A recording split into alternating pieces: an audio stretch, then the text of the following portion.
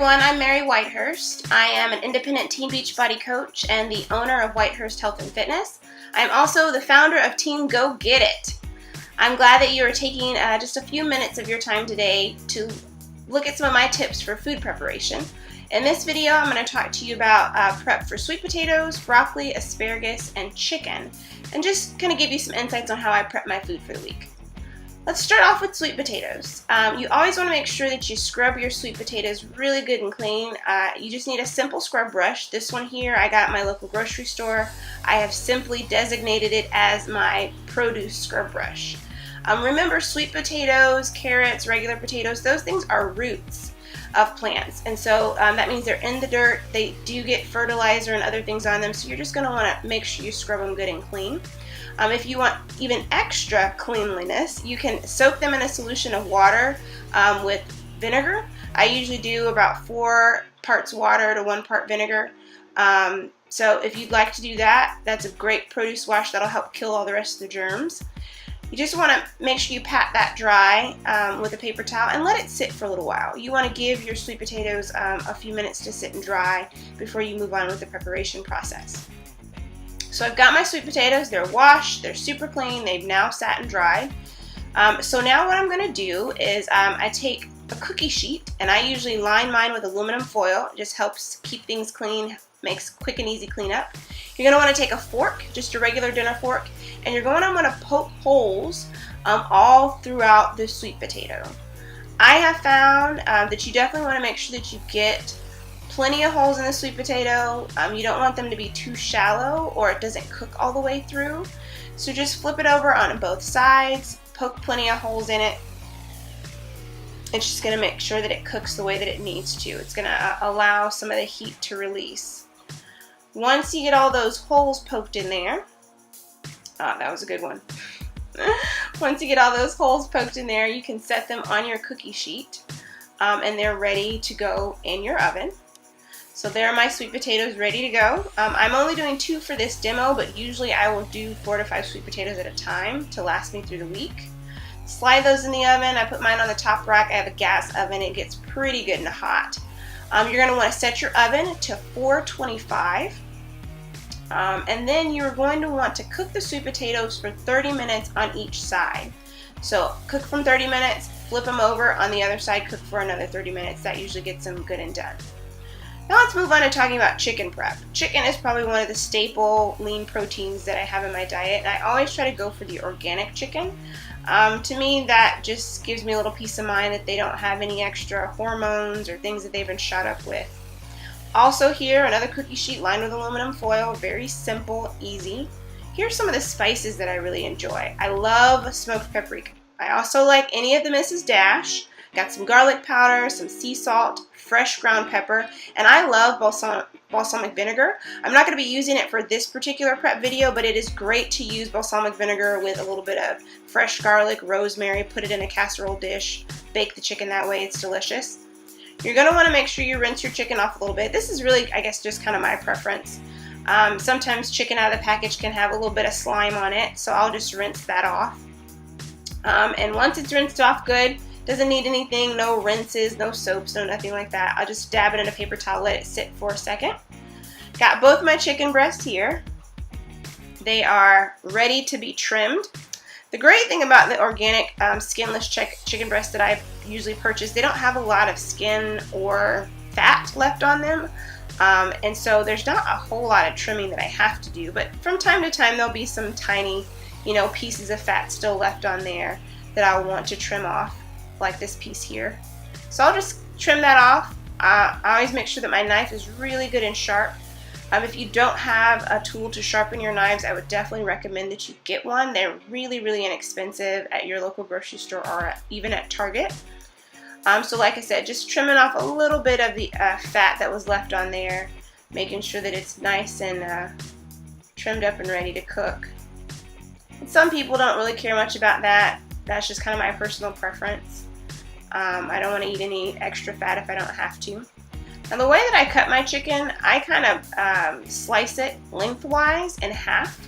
So find the middle of the chicken breast, lay it flat, put my hand on top and just ease my knife through the center of the chicken breast. Try to come out with 2 even pieces. That doesn't always happen, as you can see here. I do a little bit better on the second one. But I like doing this for a couple reasons. One, it helps it cook faster. And 2, it helps me with my portioning. So usually if I cut these in half, about one of these halves is a serving. And so when I'm prepping my meals for the week and I'm putting my meals in the containers, I just know that half of one is a serving. After I cut my chicken, I don't like to cross-contaminate, so I wash my hands really good, and then I get me some tongs. As I'm using my seasonings and touching those, I don't want to go back and forth from touching my seasonings to my chicken. So I'm going to start off with the seasoning salt. Just going to sprinkle a little bit on top of the chicken, not a whole lot. I like sea salt. I think I said seasoning salt before, but it's sea salt. I like sea salt because you don't have to use as much to get as potent of a flavor from the salt as you would with the table salt. A little bit of fresh ground pepper, as you can see there. Then I'm going to reach for my garlic powder. Sprinkle a little bit of that on there. Then I go for my Mrs. Dash. I like the table blend. It's got a lot of good seasonings in there with no added salt. And you can be pretty liberal with the Mrs. Dash seasoning. Lastly, I'm going to reach for my smoked paprika. That's one of my favorite spices right now, and just kind of sprinkle a little bit of that over each of the chicken breasts. Alright, so now I'm ready to flip. Grab my tongs. Don't have to touch the chicken and get my hands all chickeny again. I just flip them over, and then I can season the back sides without having to wash my hands again. So again, I just start with my sea salt, sprinkle that on, and I'll go through the same exact pattern that I did the first time. Now my chicken breasts are all seasoned and ready to go. I'm going to pop those in the oven. I have already put my sweet potatoes in, and so they've already been in there for about 15 minutes. And my chicken only needs to cook for about 15 to 20 minutes. So it's perfect as far as stacking and getting into a routine of cooking. I got 16 minutes left on the clock. That's just about the amount of time I need for my chicken. Let's talk a little bit more about vegetables. Alright, so these are kind of 2 staples. I do a lot of broccoli, frozen or fresh, and I do a lot of asparagus as well. You can get these great packets of fresh broccoli in these little steam bags at my local grocery store, which are very convenient. And you can also buy heads of broccoli also. I'm going to start off with looking at just some of the materials. You can roast your vegetables on a cookie sheet with aluminum foil, or you can get one of these nifty little microwave steamers. I got this at our local grocery store. It has a container on the bottom where you put a little bit of water. Then you put in the middle tray and lay your veggies there. Put the top on, and then you pop it in the microwave anywhere from 5 to 10 minutes depending on what you're cooking, and there's a guide that comes with it. When I'm making a lot of vegetables at once, so like say I do a veggie medley with some broccoli, cauliflower, carrots, something like that, or if I'm just doing a bunch of broccoli, if I'm cooking a lot for the week for my family, I will do it on the stove. And I'll just steam it, which takes maybe 10 minutes, but that's just the pot that I have to steam my broccoli. So in prepping the asparagus, and I wanted to make sure that I showed this because I have so many clients that say, I don't really know how to cook asparagus. Well, just like with anything, you're going to want to rinse it off really good.